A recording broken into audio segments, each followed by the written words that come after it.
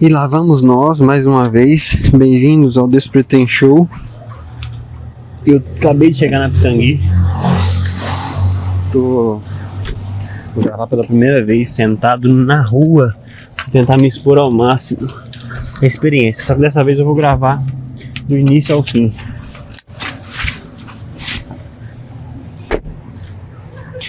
O que é o início? O que é o fim?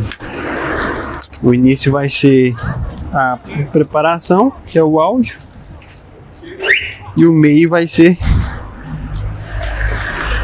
a câmera.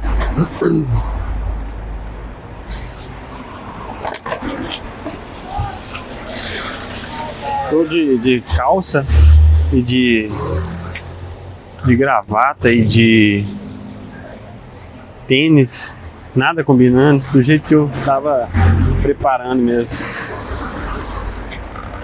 Um monte de equipamento. Vou só sentar na rua e observar o movimento. Ai, ai.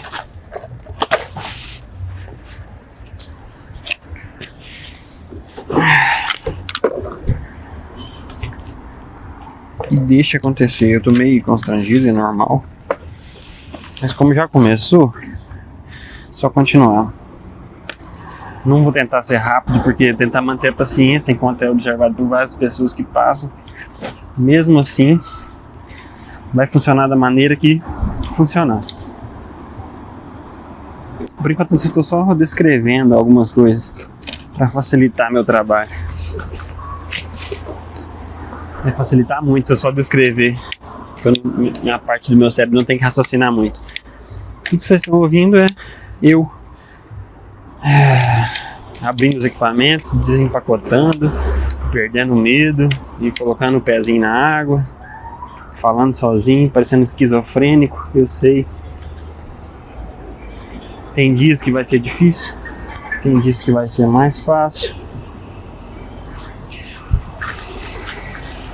Hoje a gente pode considerar um dia oficialmente como um dia difícil. Dia difícil, cara. Eu não sei. Eu comecei a ver uns vídeos que me motivaram e agora eu tô aqui. Difícil descrever por quê.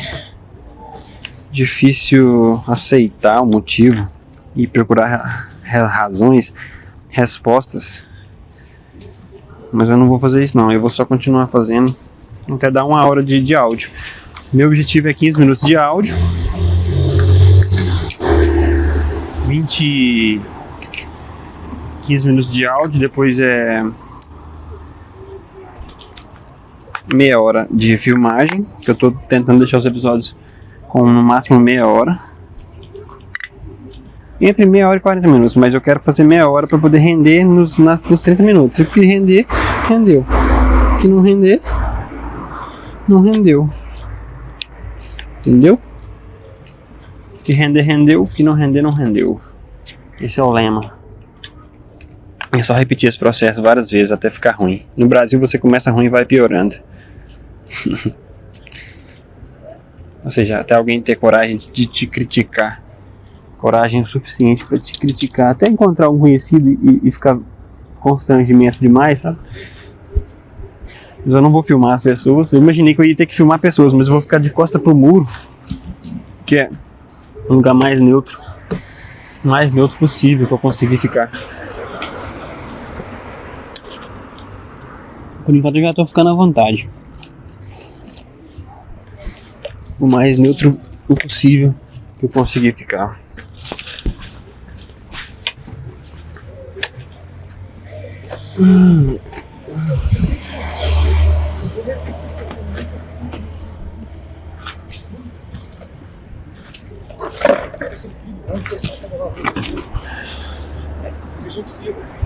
Difícil sair da descrição e começar a entrar no flow,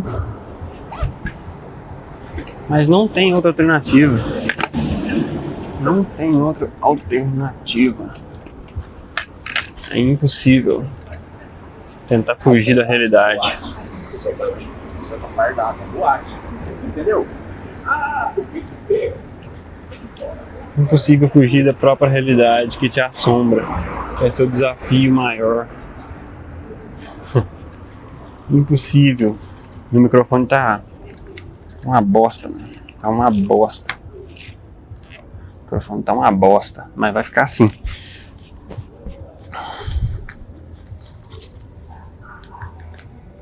Cinco minutos apenas. Aí a partir daí a partir de 10, 15 minutos já fica menos, como é que eu posso dizer, constrangedor. É sempre assim. Principalmente essa gravata roxa, que é perfeita.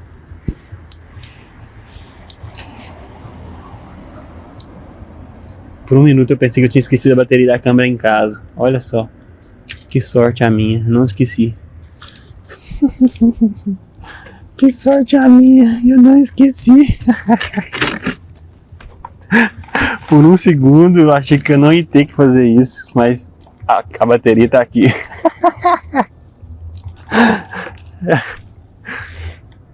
E já que a bateria tá aqui, vamos só continuar. Infelizmente. Nunca achei que fosse tão divertido, cara. Vou ter que pegar um ângulo mais... Ó.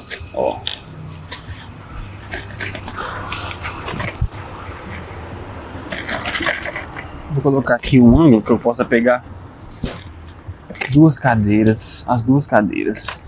Isso. Eu, meu terno e as duas cadeiras. Cada vez mais fácil. Não se preocupe, são 15 minutos. 15 minutos. Estou esperando alguém aparecer, alguém que vai me reconhecer e vai me julgar. É isso que eu estou esperando. Meu julgamento vai ser muito engraçado a hora que acontecer. Estou esperando ansiosamente o primeiro que vai me julgar. Ainda não tenho resultado prático do processo. Só tô deixando me surpreender. Isso é fricção límbica. Trouxe a garrafa d'água. Respirei fundo algumas vezes. Não tem por que se preocupar. Tô fazendo uma terapia comigo mesmo, tentando falar pro meu subconsciente que não tem problema, mesmo achando que tem. Que eu não sou esquizofrênico, mesmo achando que eu sou.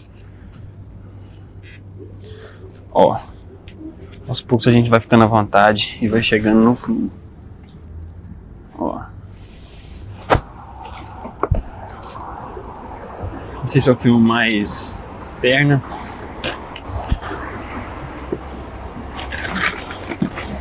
É isso. 8 minutos, estamos prontos.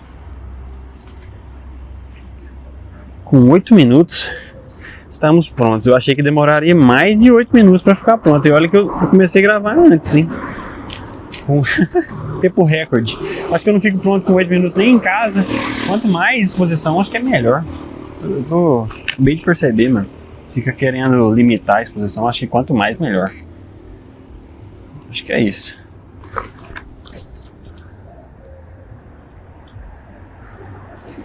Então, não sei se estou ouvindo claramente. Não posso me preocupar tanto com o áudio, mas com a imagem, ficar preocupado com a imagem. My self-image. I started to think in English, and then I started to want to record in English. That seems like a bullshit. I'm gonna get back to the Portuguese.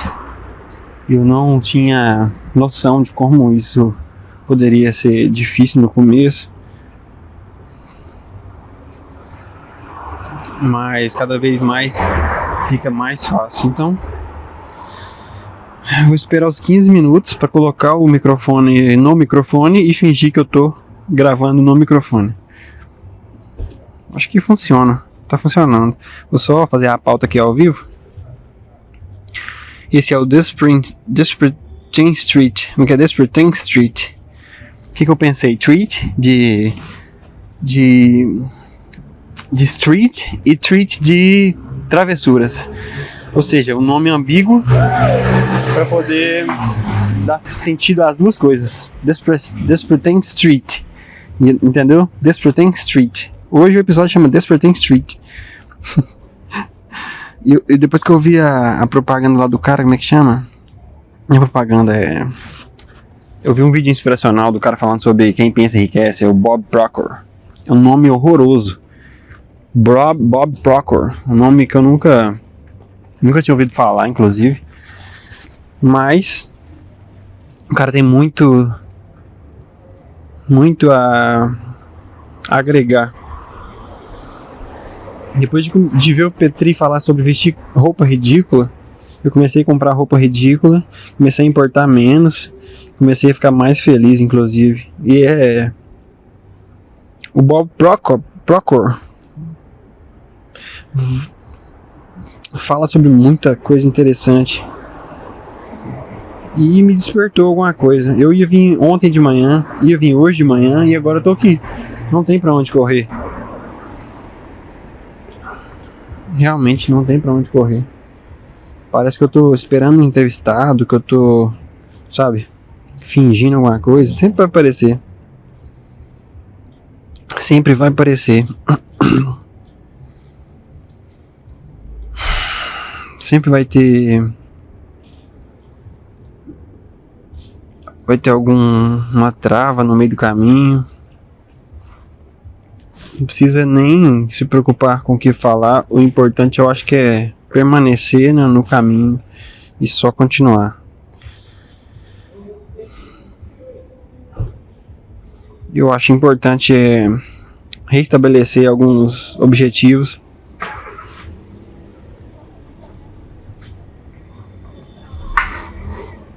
Porque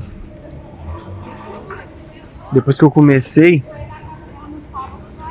a parar de me desafiar.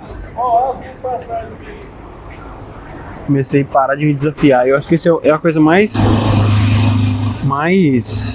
desafiadora que eu faço. Não vou falar pra ninguém que eu fiz. Eu vou deixar. Eu ia mandar foto pra minha namorada, lá ia falar com minha mãe. Eu falei que minha mãe que eu ia vir aqui. E tô aqui. Então, primeiro objetivo concluído.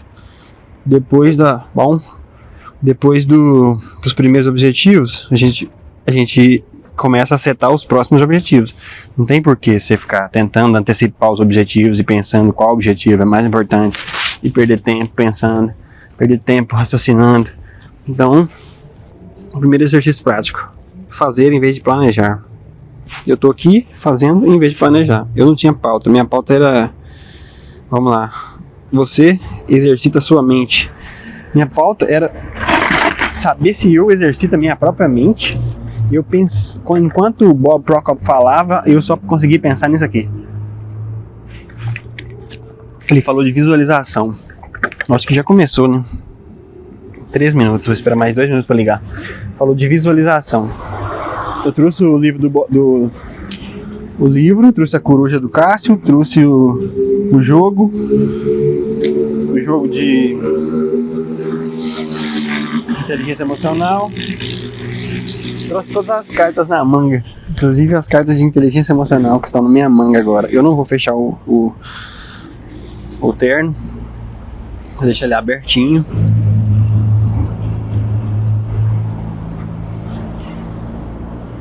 Deixar ele bem aberto. Pode arrumar aqui o microfone, ficar mais estável.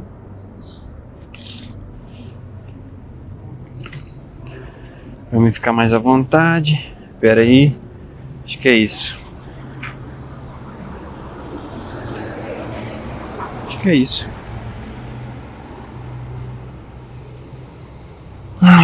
Eu mandei mensagem pro Guimarães Rústico. Então, em alguns dias vocês verão Guimarães Rústico.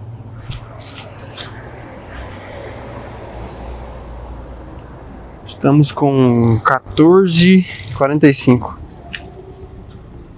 Já vamos ligar e começar a gravar. 14 minutos. Estamos correndo. 3, 2, 1. Gravando. Sem a luz adequada. Do jeito que tem que ser. Vamos lá. Vou colocar aqui. E a partir do momento que eu colocar, vai estar gravando. Bem-vindos a mais um Despretend Show. Hoje na rua, chamaria de Despretend Street. Vou fingir que eu não falei nada disso até agora. Vamos fingir que eu não tava falando desde o início o que eu tava fazendo. Então, é difícil encarar as pessoas, olhar. Mas eu tô aqui, fazendo.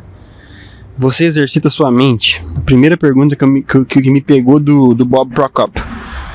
Será que eu exercito a minha mente? Será que eu estou disposto a fazer coisas que me tiram da minha zona de conforto? Será que eu estou fazendo o que tem que ser feito? Perguntas que eu me faço. E os caras, os especialistas, sempre chegam nessas perguntas. E perguntas que eu já me fazia e perguntas que me deixam desconfortável porque eu não tinha coragem de realizar o propósito da pergunta. Por exemplo, você exercita sua mente? A resposta seria sim ou não. E a resposta pode variar.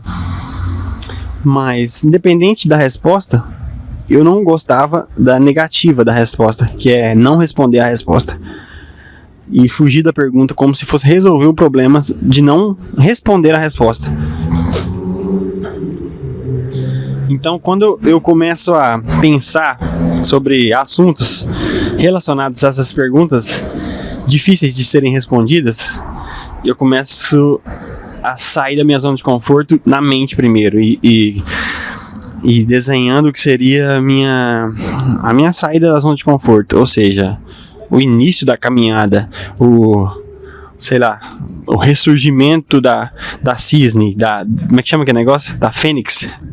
Nem sei quem que ressurge de nada, mas só sei que eu não vou ficar no lugar que eu tava mais. Então a única coisa que eu sei é que eu não sei do que eu tô falando. Não é tão difícil assim.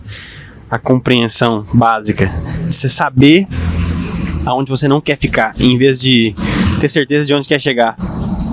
Eu acho que se você tiver certeza de onde você não quer ficar, de onde você não quer chegar, você já é um caminho em direção aonde você vai chegar, com certeza.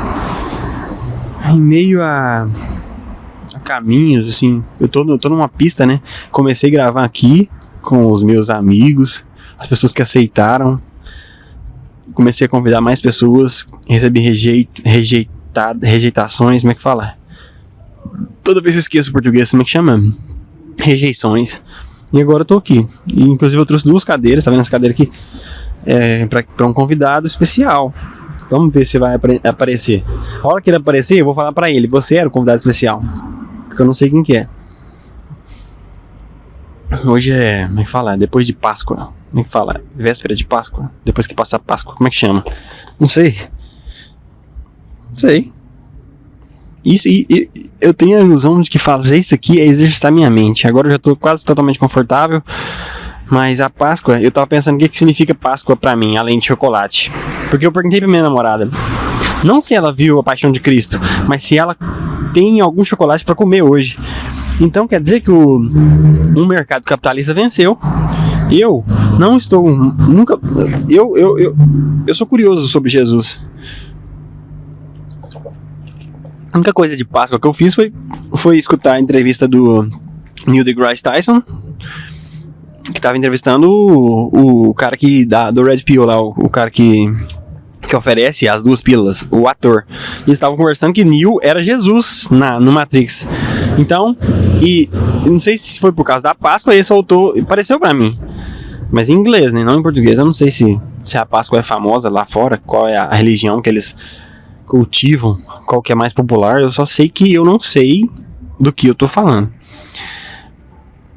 E quando o Neil deGrasse Tyson estava dissertando sobre o fato do Neil ser Jesus, eu comecei a pensar na Páscoa a partir de Matrix.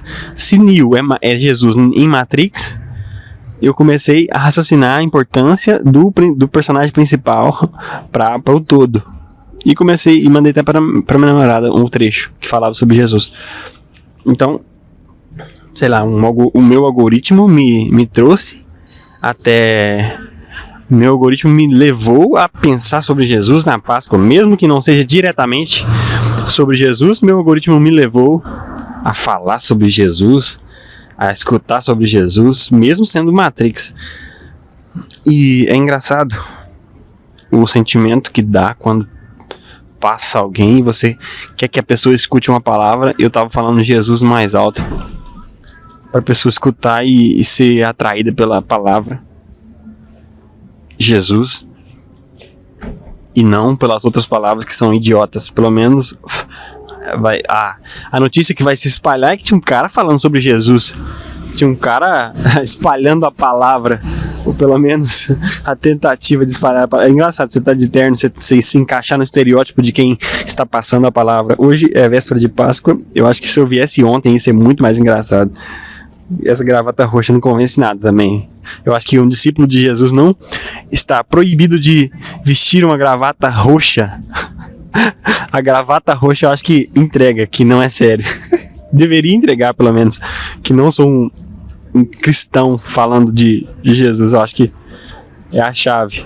Mas infelizmente as pessoas têm de 5 a 10 segundos para julgar. Beleza, cara? 5 a 10 segundos para julgar o que eu tô fazendo. Elas não chegam a raciocinar que a gravata roxa não é digna da palavra de Jesus. E eu tô falando de Jesus. Será que falar de Jesus é blasfema? Será que mencionar a palavra é blasfêmico? Eu vou segurar a varinha do Harry Potter para tentar descontrair. Será que segurar a varinha do Harry Potter enquanto fala de Jesus é uma blasfêmia? Eu vou descobrir isso hoje. Falando nisso, o Papa morreu. E agora a gente está na expectativa de descobrir quem é o próximo Papa. E eu vi que existem alguns cardeais do Brasil que estão se candidatando para a vaga. Eu acho que nunca esteve tão longe a possibilidade de um cardeal brasileiro se candidatar para a vaga de Papa. Porque o Brasil não é um exemplo de catolicismo e de fé, na minha opinião. Por quê? É difícil acreditar que um brasileiro se torne Papa. Depois de toda a história do Brasil e principalmente depois do Papa Francisco ter falado que no Brasil precisa se ter menos cachaça e mais oração. E eu até postei, né? Isso no Instagram. E inclusive eu vou clicar aqui numa notícia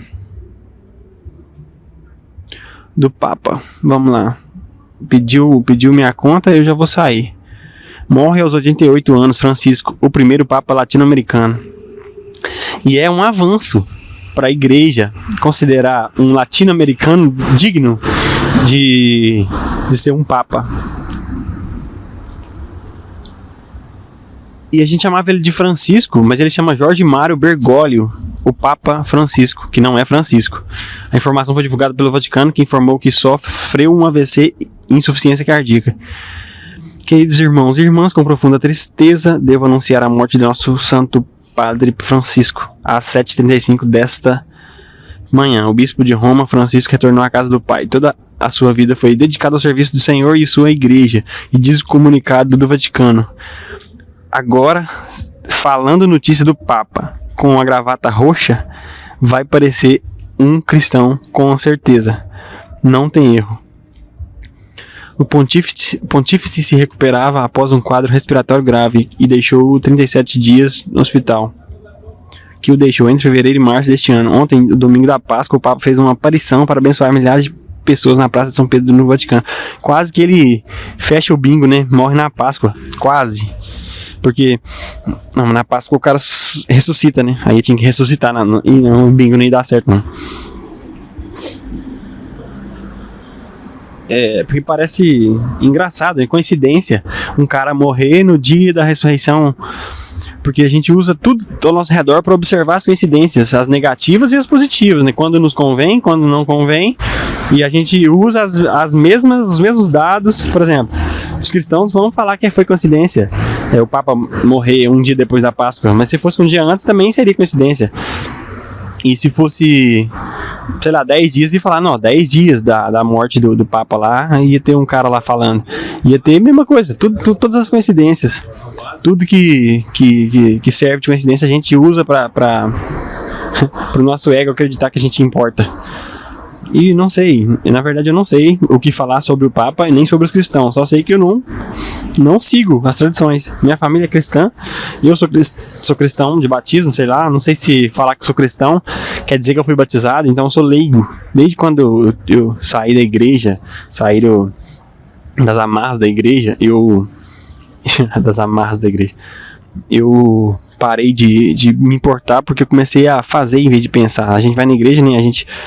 Eu rezava muito, pensava muito sobre o que fazer, pedia muito, agradecia pouco. E depois que eu saí, eu comecei a pensar sobre o significado da palavra gratidão, em vez de só ir para a igreja, agradecer ou rezar, entendeu? Eu comecei a raciocinar melhor a minha vida através da comunicação que Deus me deu. Deus me deu o dom da comunicação. Eu comecei a realmente levar em consideração a definição das palavras que tanto se ouvem na igreja, palavras como gratidão, palavras como, sei lá, palavras que eu nem sei, nem lembro. E eu comecei a falar mais abertamente e me conhecer mais melhor, viajar pra dentro de mim mesmo. E comecei a fazer mais piada, comecei a ser mais feliz. Na igreja eu não era feliz, eu só ficava pensando em pecado, em o que eu deveria estar fazendo, que eu não estou fazendo ainda. E quando eu saí, comecei a fazer e colocar em prática. Eu não sou 100% feliz agora, mas eu consigo visualizar pelo menos o meu futuro. Eu não digo que foi sair da igreja que me fez acreditar nisso, que me fez melhorar.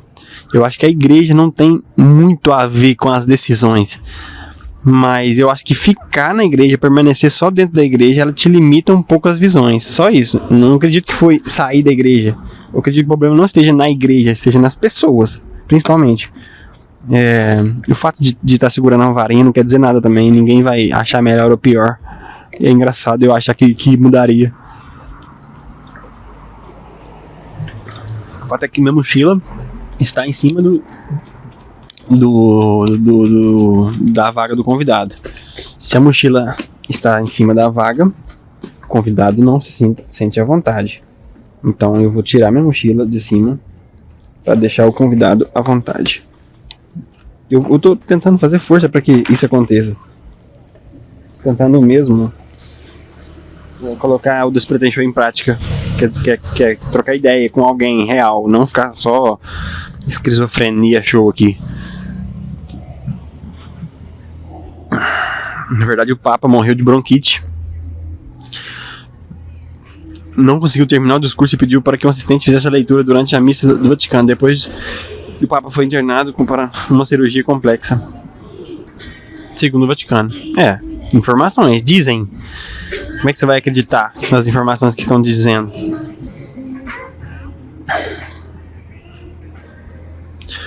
É o primeiro Papa latino-americano e jesuíta. Eu não sei o que significa a palavra jesuíta. Eu pensei que todo mundo era fã de Jesus. Eu acho que estão contando desde a época, porque ele é o 266. Papa número 266. Você entende o que é isso? Ele chama Jorge Mário Bergoglio. Foi o dos 267º. 60º. Ou seja,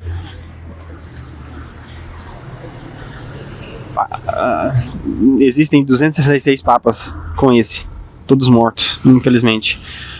Nascido em 17 de 1963 em Buenos Aires, ele se tornou o primeiro pontífice nascido e vivido na América do Sul a ocupar o cargo máximo para os católicos. Na verdade, eu não consigo nem mensurar o que seria uma competição para se tornar um papa, ou seja, a nomeação, como é que funciona. A gente poderia inclusive pesquisar isso aqui agora para não se tornar um canal de desinformação.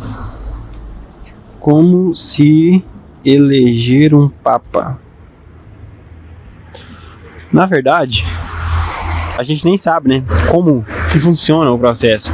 Mesmo os cristãos não estão muito habituados com essa coisa de morrer papa e trocar o papa. Qualquer homem batizado e celibatário pode vir a ser um pontífice, mas cardeais escolhem um de seus pares desde 1378. Passados 9 dias de cerimônias do funeral de Francisco, morto na segunda-feira, aos 21, aos 88, conclave possa a atrair todas as atenções para a escolha do novo Papa. Ou seja, depois de 9 dias da morte do Papa, eles vão escolher. Eu vou clicar na primeira notícia. O voto funciona em papel. Eu não posso ler, cara, a notícia, porque tem que pagar pra ler, cara. Que bosta. Vamos lá. Como é escolhido um Papa?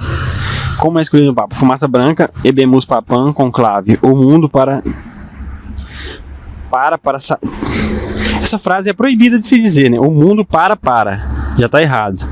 O mundo para saber quem será o próximo. Conheça o processo. O que você vai encontrar nesse artigo? 4 minutos de leitura.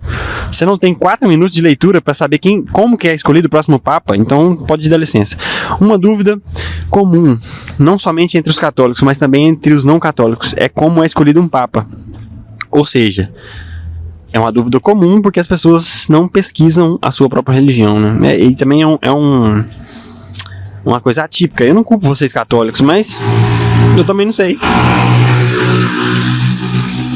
Habemus papam. Essa é a famosa frase que percorre o mundo e anuncia o eleito para ocupar a cátedra de São Pedro, unida à já conhecida fumaça branca das chaminés do Vaticano. Nos últimos tempos, com as aberturas jornalísticas e a velocidade dos meios de comunicação, é possível acompanhar em tempo real, pelo lado de fora, um pouco do que se passa neste momento sigiloso, de grande importância para a nossa igreja. Sabe o que é? Eu tô lendo, ao mesmo tempo, em situação de alerta. Tipo assim, vai aparecer alguém, vai vir alguém, vai olhar alguém. Eu já reconheci uma pessoa, por enquanto. Uma pessoa que não conversa, mas eu reconheci da academia. A gente treinou em 2 academias diferentes e treinou junto. Então eu conheço, eu já conversei com essa pessoa.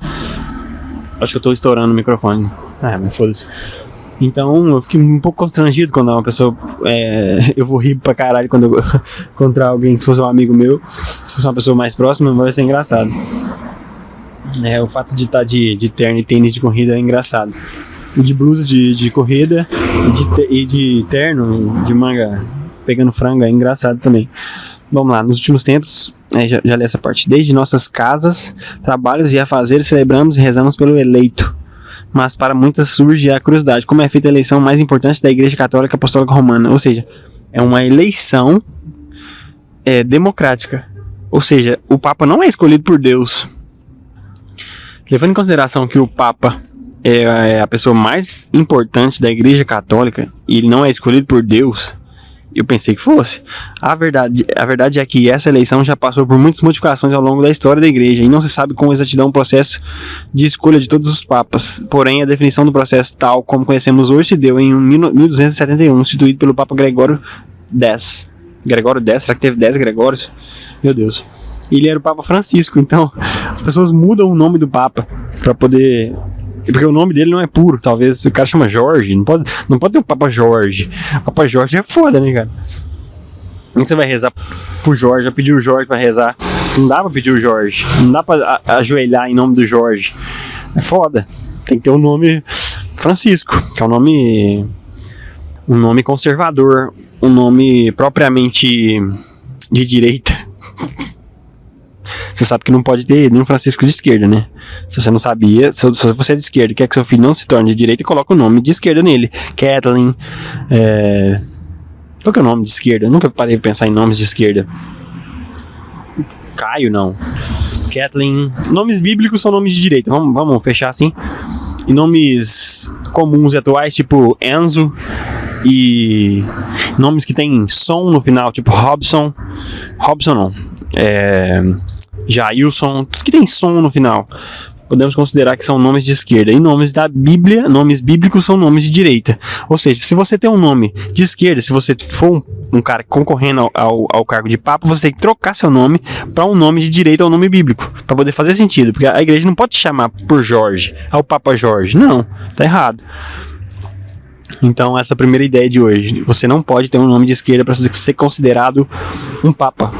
Ou seja, imagina se todos os papas que têm nomes esquerdalhos já saíssem da concorrência e só os caras que têm nome de...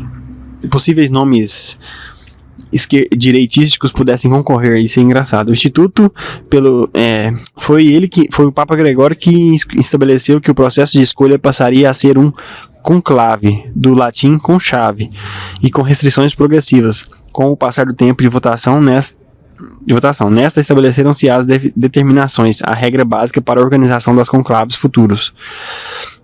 Uma das razões para essa reestruturação da eleição papal foi a excessiva demora no período de votação, no caso da eleição do próprio Papa Gregório.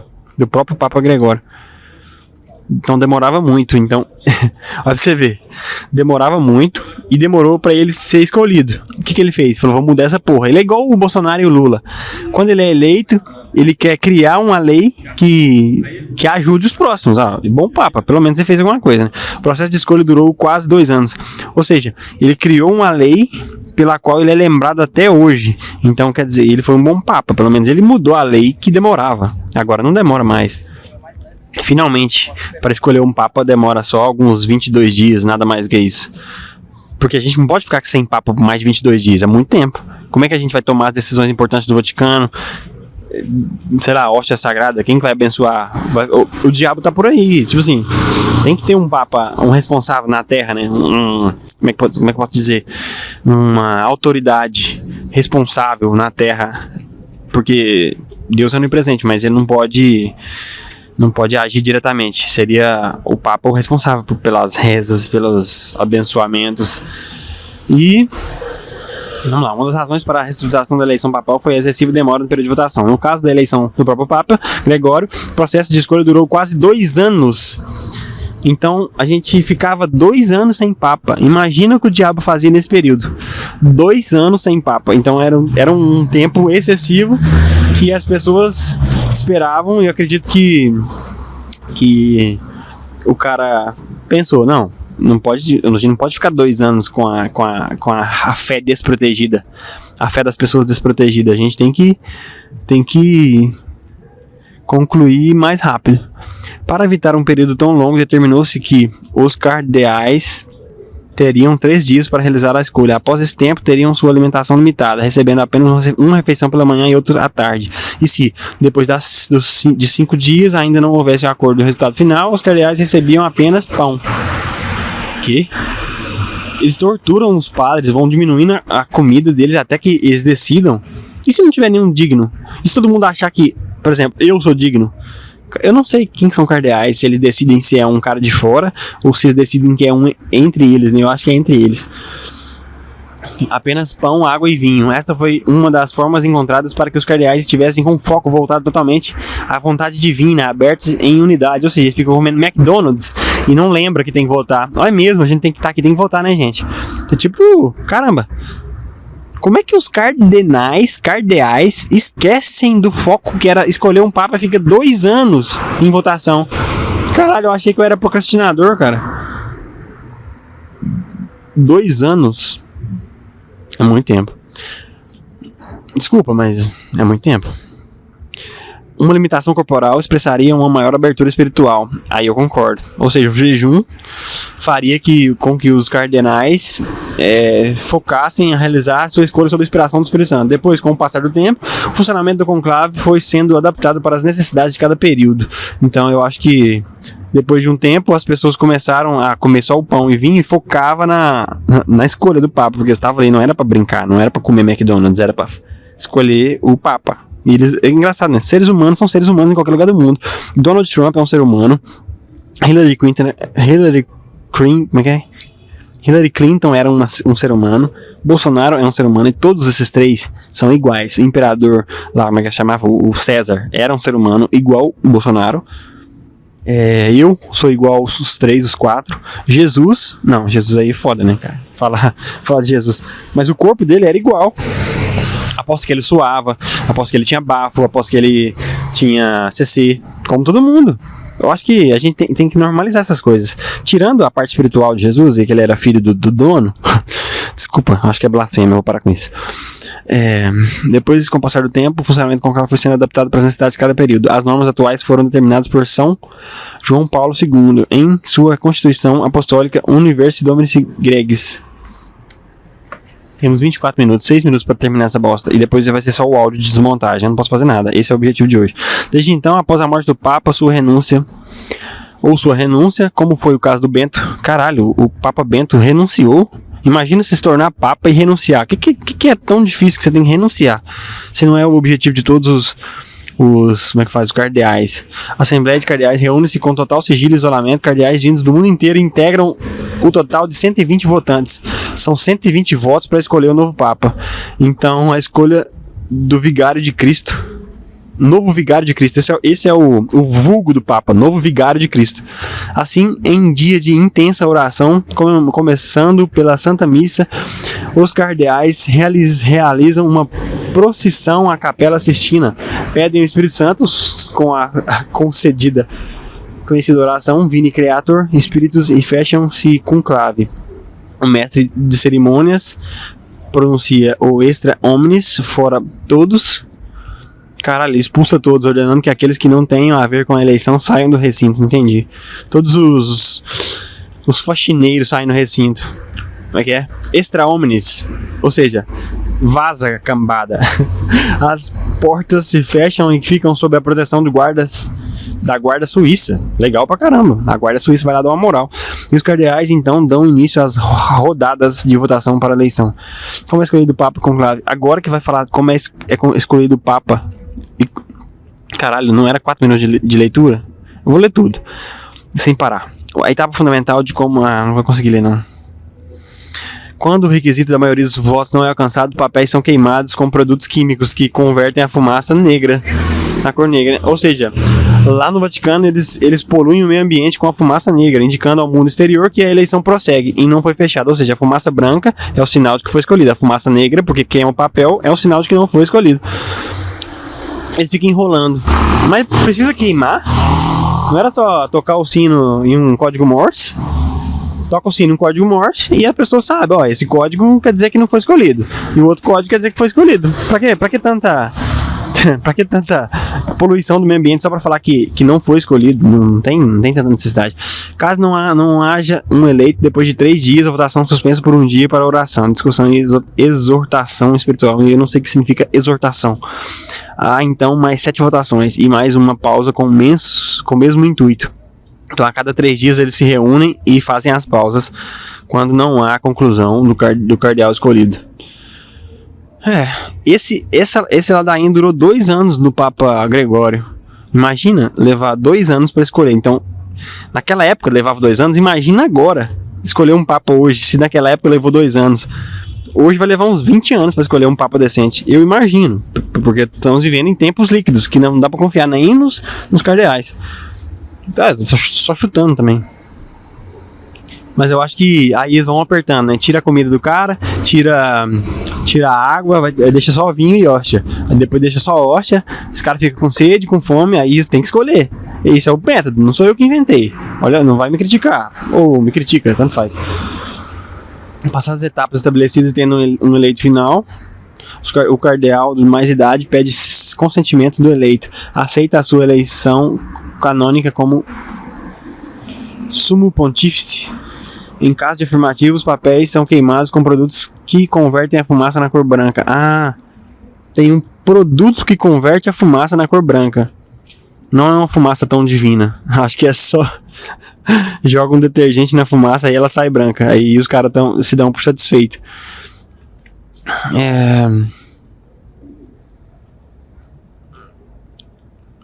Com o anúncio da escolha definitiva ao mundo externo, acompanhada dos sinos da Basílica de São Pedro, o sucessor eleito então dirige-se a uma pequena sala contígua onde se esperam as vestes papais. Ele vai se veste e tal, sala das lágrimas, já que conforme a tradição todos os eleitos choram ali. Caralho, é uma tradição chorar na sala. Então eu imagino que desde quando se instaurou a tradição, todos que entram são forçados a chorar. Não tem outra opção a não ser chorar. Eu vou deixar gravar, falta 1 minuto só. Não posso ficar preocupado com isso. Apacentar o rebanho do nosso Senhor Jesus Cristo. a magnitude da missão que acabam de assumir de apacentar o rebanho do nosso Senhor Jesus Cristo. Caramba, o novo Papa coloca as vestes e escolhe seu nome pontífice. É aqui que escolhe o nome, tá acabando, mas a gente vai chegar. Ele escolhe o nome e é apresentado ao mundo inteiro como uma fórmula tão conhecida. Anuncio-vos uma grande alegria. Temos um Papa, o eminentíssimo reverendíssimo Senhor Dom, o nome em latim, Cardeal de Santa Romana Igreja, sobrenome do idioma original, que se impôs o nome de nome papal em latim. Eles devem traduzir o nome. Na Praça de São Pedro, no Vaticano, a multidão celebra efusivamente o anúncio do sucessor. Como bem podemos testemunhar hoje em dia, graças a transmissões e um privilégio de acolher o eleito. Eu acho que terminou a gravação, você já deve ter visto, mas eu vou terminar de ler. Hoje em dia, graças às transmissões ou o privilégio de acolher um eleito presencialmente em Roma.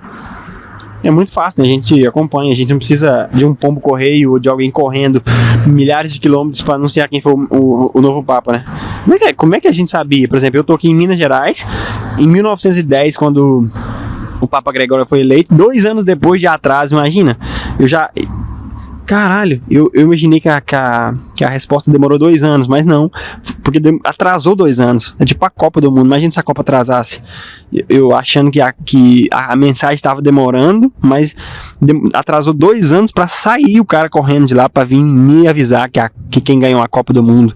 É óbvio, foi o Brasil de novo, mas naquela época, né, que hoje em dia o Brasil não ganha nada. Mas imagina eu esperar 2 anos pro cara vir me contar correndo, aí criar maratona. O cara teve que criar maratona só pra vir me contar quem é o novo Papa. Acho que, imagina, fazer telefone sem fio pra avisar quem que é o Papa. Foda demais também. Aí chegar o nome do cara aqui tudo errado, né? Papa Francisco, e chegar aqui o Chicão, Papa Chicão. É foda, desculpa. Piada sem graça. E a igreja, unida em um só coração, recebe seu novo pastor, aquele que foi chamado a cumprir a vontade de Deus para com seus filhos. Agora você sabe como é escolhido o Papa. Que tal conhecer a vida do grande Bento? Grande Bento? O Papa pode ser grande? Não sabia. E como que os papas escolhem o seu nome papal? Deixa eu ver aqui. Como escolhem o nome do Papa? Hoje tá um pouco menos despretensioso, que eu tô falando de coisa, beleza. Durante essa fase, o Vaticano dá início aos preparativos para o funeral. Não, é como escolhe o nome do novo Papa. Eu tô preocupado como ele deixa o nome antigo e seleciona o seu novo nome. Por que o Papa muda de nome? Beleza. O Papa escolhe seu novo nome ao assumir o cargo como forma de marcar o início de um novo pontificado e se identificar com a tradição e o legado dos papas anteriores ou de santos importantes da igreja. Ou seja, ele escolhe o nome de um santo que já existe. Interessante. O nome geralmente é uma homenagem a uma referência das figuras religiosas, como apóstolos ou outros papas com o mesmo nome. Seu sonho então é ser um Papa tão grande que as pessoas se inspirem em você para realizar o próximo trabalho, né, de Papa. Apóstolos e santos, papas anteriores. Significado do nome: pode ter um significado especial para o novo Papa, representando uma característica que ele deseja imprimir no seu pontificado, como humildade, paz ou justiça social. Seria interessante se os papas se preocupassem com isso. Tradição e simbologia: o exemplo do Papa Francisco. O Papa Francisco escolheu seu nome em referência ao São Francisco de Assis, um santo conhecido por sua simplicidade e humildade, e por um cardeal brasileiro que o influenciou. Caralho! Interessante. Ou seja, o Papa argentino usou a influência de um cardeal brasileiro. Não é obrigatório. Embora seja uma prática comum, não há nenhuma regra na Igreja Católica que obrigue o Papa a mudar de nome ao assumir o cargo. Mas é recomendado, porque o cara não pode se chamar Lucas, se chamar Papa Lucas. É foda. E se o cara se chamar... Deixa eu inventar um nome aqui pra fazer uma piada. Desculpa, já peço desculpa pros católicos que estão assistindo. Se o Papa chamar Capim... e não quiser mudar o nome, vai chamar Papa Capim? É foda, né, cara? Não pode ser o nome do cara, não. Imagina se ele chama Capim e é italiano, argentino, e a gente vai chamar ele de Papa Capim. E toda vez que mencionar o nome do Papa numa igreja vai ser uma piada. Eles não pensam nisso, né? Que no português qualquer palavra é uma piada, né? O Papa Chico já é uma piada, porque chama Francisco e tem o Chico Bento. Eu acho que a maioria das linguagens tem essa parte da piada, né? Mas no português é foda. Não dá pra confiar em nenhum cara que fala português. Não confia em mim, galera. Estamos finalizando mais um episódio. Na verdade, falta 10 minutos. Eu falei que eu ia gravar 1 hora. 15 minutos antes, meia hora de gravação e 15 minutos depois. Mas aí, com 5 minutos, eu já vou organizando pra finalizar dentro do carro, beleza? Beleza. A prática de mudar o nome começou em 533, quando o Papa Mercúrio, Papa Mercúrio, ao assumir o cargo, decidiu adotar o nome de João II, em homenagem a um de seus antecessores também, porque o Mercúrio era o nome de um deus pagão. Agora sim a gente tá conversando. O cara tinha o nome de um deus pagão, que era um deus, né, Mercúrio, o nome dos planetas. E eles decidiram mudar o nome, que ia pegar mal, né? Você chamar Capim, chamar Papa tudo, Papa de neném, chamar Papa... Eu esqueci, eu já não sei aonde vai essas piadas. Mas não pega bem um Papa ter o nome de um deus pagão como o Mercúrio. Ou seja, não é brincadeira nomeação de um Papa. Então, eu acredito que é tradição, é simbologia, é importante por causa da magnitude da escolha. Independente de quem não acha importante, é importante. Vamos falar sério agora. Vamos falar sério, galera. Tem 10 minutos pra finalizar isso aqui. Vamos falar sério. Eu tô olhando pra câmera desligada, rotando de nervosismo, de sede. Vou beber água. Vou abrir o livro do Napoleão Hill aqui. Acabei de ter um insight. Vou usar a minha sabedoria que eu peguei do Bob Prokop e vou abrir o livro do Napoleão Hill aqui pra ver o que tem, o que nos espera. Vai ser aleatório, porque na entrevista o cara pegou o livro, não sei se tinha marcado, mas vamos supor que tá aqui e tava destinado a ler essa parte aqui, página 162, quem pensa enriquece o legado. Parece familiar a ideia imaginativa que Frank Woodworth, em 1979, que havia sido abençoado pela rede do mesmo nome nos anos 1940. Não tá muito legal não. Como Napoleão Hill escreveu o manuscrito original, As Leis do Triunfo e do Sucesso de Napoleão. Eu peguei o livro As Leis do Sucesso para trazer hoje e hesitei. Só que aqui acabou de mencionar o livro que eu não li ainda. Eu acho que é um sinal. Vamos lá.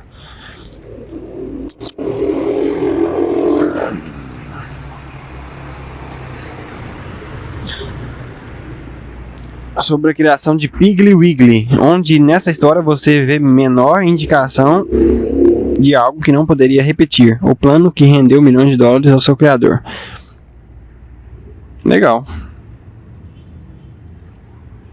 Algo irrepetível. Entendi. Já o conceito já é interessante. Eu não tô lendo... Tô correndo o olho aqui, mas só tô matando tempo aqui pra terminar. Essa parte que não importa muito, não. Aí você vai perder algo interessante se eu achar aqui. Então, faz o que você quiser. Ou você sai ou você continua.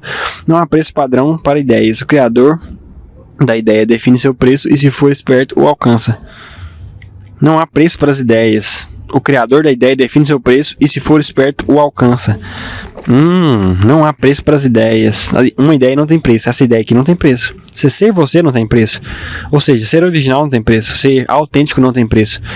Então, a história da praticamente todas as grandes fórmulas começa no dia em que um criador da ideia e um vendedor de ideias se juntam e trabalham em harmonia. Vamos ficar por aqui. O dia que eu conseguir encontrar um vendedor da minha ideia, será que eu tenho ideias boas? Será que eu tô só tentando valorizar o que eu tô falando que é aleatoriamente? Você vai acreditar num cara que tá falando aleatoriamente? Lembra da Melissa? A gente profetizou, né? Melissa, eu quero saber se você tá escutando. A gente profetizou lá, se você ia fazer sucesso lá, você ia, sei lá, trabalhar consigo mesmo. Eu já tô pedindo demissão do meu trabalho. Já tô desenhando mais ou menos o meu caminho. Vim pra rua hoje com um sinal muito claro do cara que leu Napoleão Hill. Ele tava com o livro na mão.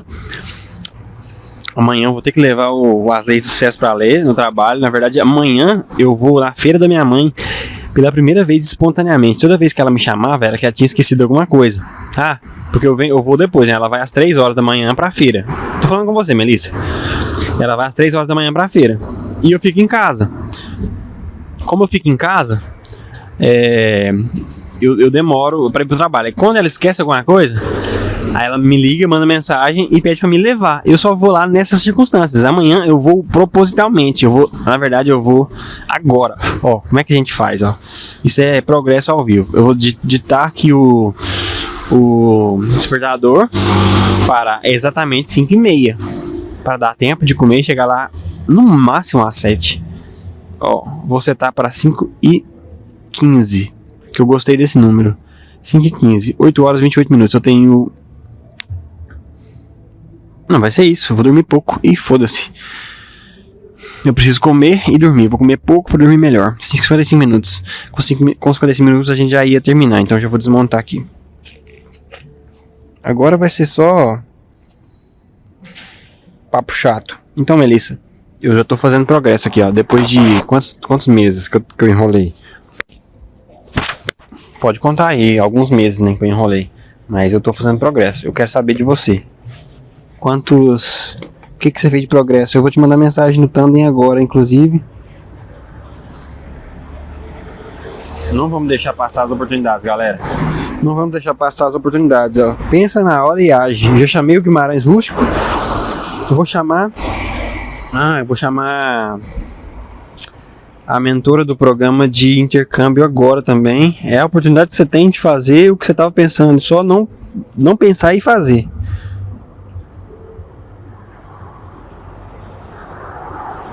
Eu não chamei a Estela porque eu fui chamar a mulher do programa primeiro. Eu já tô procrastinando, ó. Vamos lá, Melissa.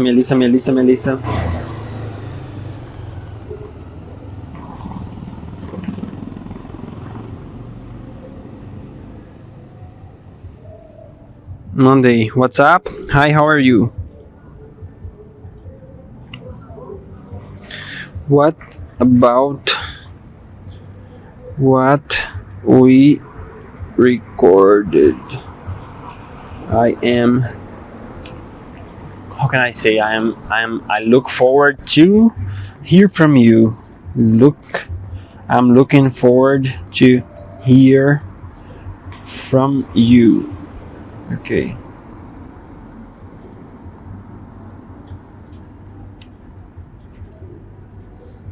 Mandei sem medo. Thanks for inviting me. I would like to join you. Acho que vai passar de 1 hora. Não queria passar, mas já passamos. Eu tô só finalizando, vou chamar a moça lá. Vou chamar, como é que chama? Janeta Estela Vieira. Ela me chamou aqui, deu o sinal verde.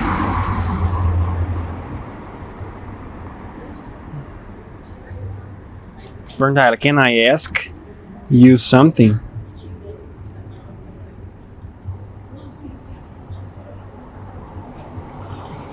Eu já vou chamar a Janeta também, ó. 2.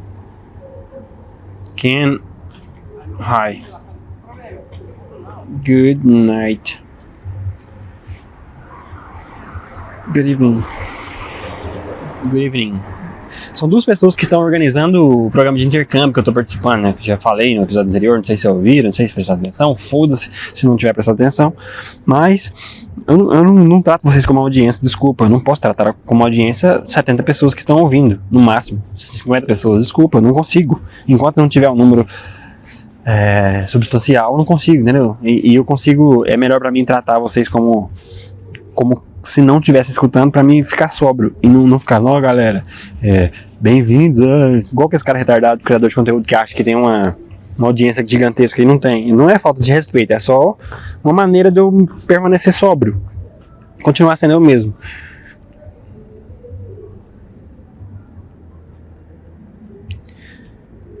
Eu vou perguntar a Janeta se eu posso convidar a outra. Eu vou perguntar a outra se eu posso convidar a Janeta. Aí eu vou convidar as 2. Beleza, já tem a estratégia perfeita. Vou mandar mensagem pra minha mãe agora sobre o Guimarães Rústico. E não foi quase que eu falei o nome da minha mãe, mas mesmo assim, boa noite. Tô indo. Olha com meu pai se ele tem o número do Guimarães Rústico. Ele pediu pra ligar pra ele. Vou deixar. Ele pediu pra ligar pra ele. Aí minha mãe não sabe se é meu pai que pediu ou se é o Guimarães que pediu. Minha mãe vai perguntar ao meu pai vai ficar confuso. Ou seja, é a única maneira deles me perguntarem o que é. E eu vou falar que eu vou chamar ele pra gravar. Lá em casa, inclusive. Então é isso. Concluímos. 59 minutos, já tá na hora de terminar, né? Eu achei que ia ficar maior, mas eu consigo guardar tudo e terminar tranquilamente. Sem apressar. Ó, essa aqui vai em cima dessa aqui, essa cadeira em cima da outra. Quando você não sabe o que falar, você descreve, ó. Tô terminando, coloquei uma cadeira em cima da outra, apoiei o pedestal, eu vesti minha mochila agora, coloquei a garrafa em cima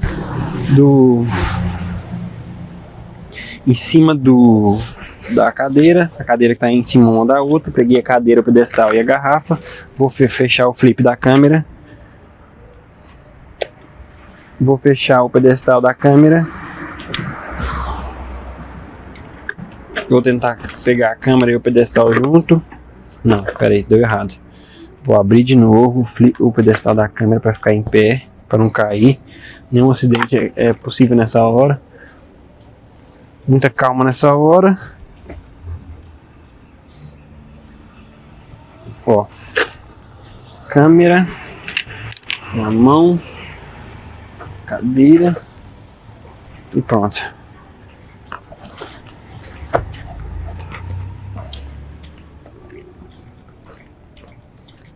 Uma sensação de objetivo concluído, sensação de tudo certo. Falando sozinho, desde o início que eu cheguei, agora eu vou falar sozinho para parecer que eu sou esquizofrênico. Não, falei desde o início estava falando sozinho. Então, sei lá, tem gente que acha que isso é uma doença, né? Falar sozinho. Pra mim, é sinal de sanidade mental. E é bom acreditar nisso. Porque se eu não acreditar, quem que vai acreditar?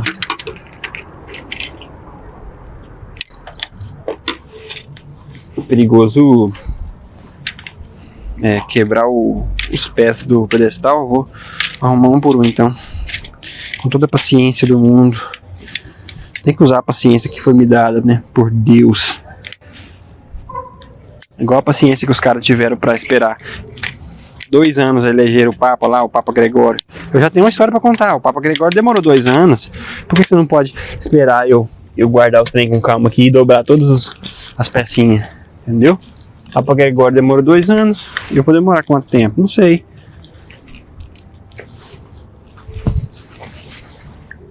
Ó. Calma, cadeira, fecha a porta, abre a porta, tira. Ai, a espuma do microfone caiu, eu achei que era o microfone e fiquei com medo. Mas vamos lá. Entra no carro, tira a câmera do pescoço. Não devia estar gravando isso, né? Mas a parte de áudio, não importa. Só quero gravar um pouquinho, falar um pouquinho de como foi a experiência. Tira a câmera do pescoço, eu vou organizar o que eu tiver lá em casa depois de ter jantado. Não vou perder tempo aqui na rua, me exposto. Vai que alguém quer me roubar. Vou ter que sair do carro para tirar o terno.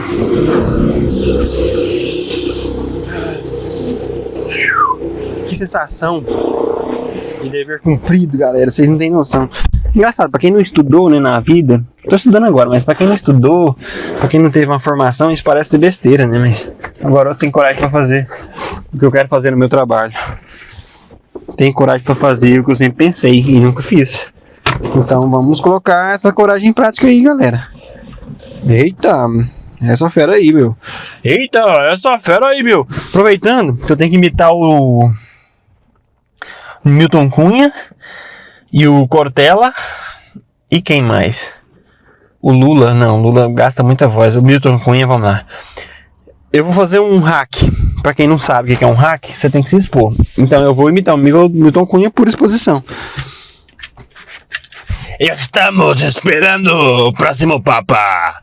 O Papa bafônico, camaleônico. Gregório demorou 2 anos. Não precisamos Depressa! Bafônico! Maravilhoso! Deus! Não posso chamar ele de Deus, porque só Deus é Deus. O Papa é o secundário! Medalha de prata para o Papa! Bafônico! Pronto, imitou. Agora é o beber água, que senão não vou conseguir não, cara. Essa voz é difícil de fazer. Puta que pariu, mas ainda tá ruim.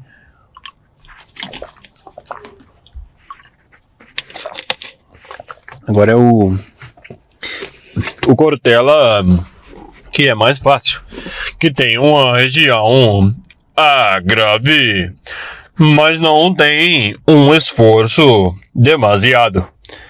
Demasiado, que vem do grego demais.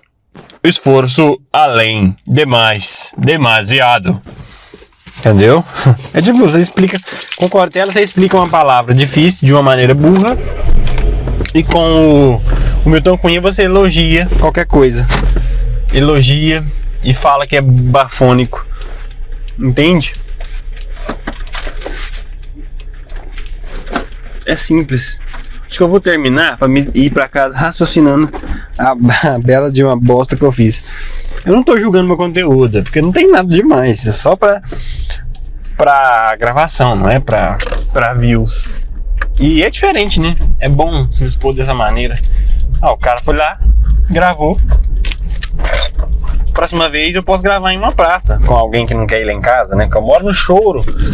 E eu já falei que a fronteira da TIM é lá no Choro, que a TIM é sem fronteiras, né? Mas lá no Choro não pega. Então a fronteira da TIM é lá em casa. Caralho. E eu acho que eu vou voltar pelo lugar que eu vim. Eu vim por um caminho que eu nunca fiz antes. Eu descobri umas casas diferentes. Então, 1h06 de áudio. Muito orgulhoso de ter feito o que eu fiz. De não ter titubeado. Só ter escolhido ir lá, gravado. O lugar foi bacana. As pessoas encarando, foi divertido. Eu gostaria de que vocês fizessem algo parecido, porque é engraçado. Vocês não têm noção da sensação que é de desbloquear esses sentimentos e cada vez mais ficar com menos medo de coisas rotineiras, sabe? Agora vamos parar pra pensar. O que vai me assustar agora? Um chefe? Um subchefe achando que sabe fazer o que eu faço? Sabe mandar, entendeu? Eu não vou ficar com medo disso mais. Então, sirva de exemplo aí pra vocês seguirem, galera. Ó, o menino, ó. Ó o menino, ó. Lá vai, ó. O menino lá vai, ó. Que coragem. É engraçado, desculpa. Ai. Uma hora nós chega lá. Fica tranquilo, uma hora nós chega lá. Então, queria me despedir. Obrigado quem ficou até aqui. Se inscreva no canal, eu sei que você não tá inscrito. Deixa o like aí. Indica esse conteúdo maravilhoso pra alguém. Agora eu sei porque é que essa rua tá pavimentada, porque é a rua da igreja.